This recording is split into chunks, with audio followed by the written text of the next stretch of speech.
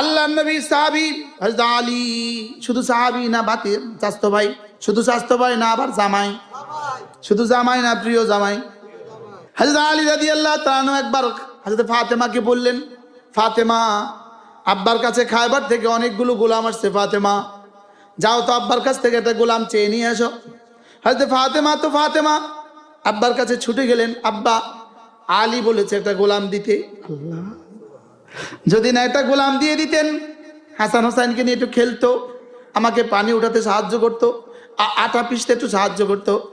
আল্লাহ রসুল তো রসুল বুঝলেন, আজকে যদি আমি ফাতেমাকে গোলাম দেই, আমার উম্মতের গরিব ওলামা উম্মত গরিব উম্মতের বেটিরাও তাদের কাছে গোলাম চেয়ে বসবে। গরিব উম্মতের বেটিরাও বলবে, রসুল তো রসুলের বেটিকে খাদেম দিয়েছে, আপনিও আমাদেরকে খাদেম দিতে হবে।